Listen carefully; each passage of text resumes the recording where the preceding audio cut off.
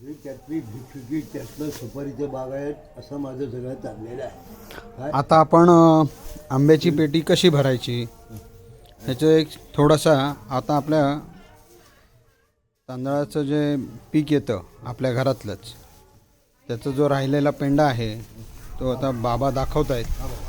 हा अशा पद्धतीने फोल्ड करून खाली प्रेस केला की त्याच्यानंतर पेपर लावायचा.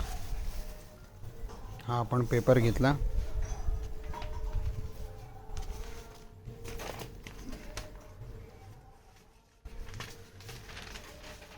एवढे आंबे भरायचे म्हणजे विचार करा आज आम्ही रात्रभर बहुतेक आंबेच भरणार.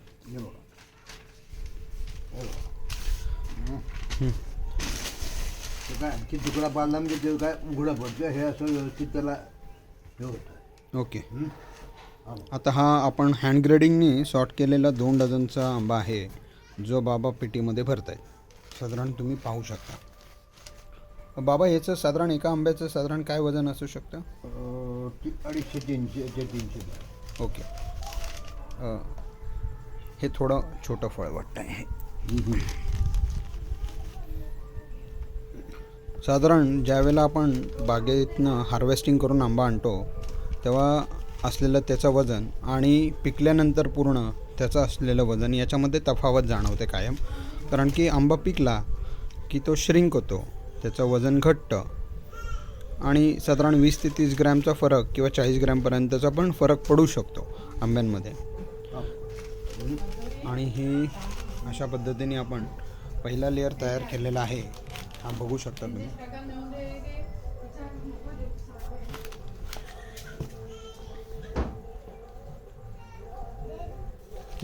हा आमचा पहिला लेअर तयार झालेला आहे.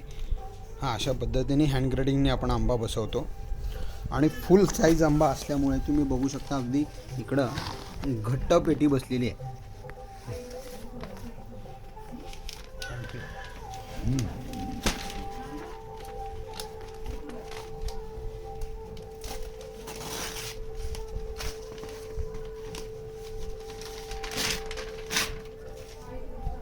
आपण म्हणतो रद्दी काय कामाची, पण आम्हाला बागेमध्ये रद्दी किती लागते याचा विचारच याच्यावरनं करू शकता की प्रत्येक पेटी भरायची म्हणजे प्रत्येक बॉक्सला किमान 3 कागद अशा पद्धतीने 4 कागद. अच्छा. तो खालीवरती हा बघा 2 डझनाची पेटी. हा पेंडा काढला आहे. हा पण आपल्याच भातशेतीचा आहे. फोल्ड केला आणि तो पसरून घातला.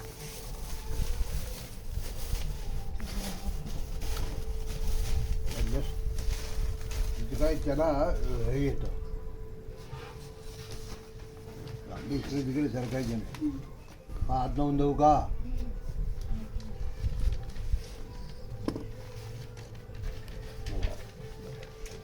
उचलू का मी? होय. हा बघा.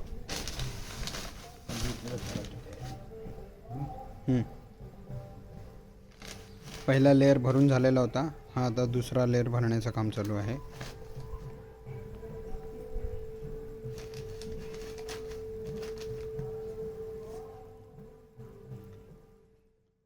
आंब्याची ग्रेडिंग, आंब्यावर डाग नाही ना हे सगळं चेक करून आपण आंबा भरतो.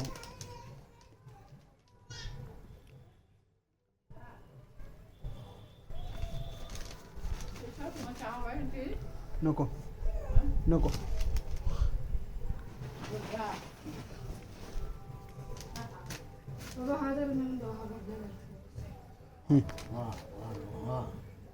हा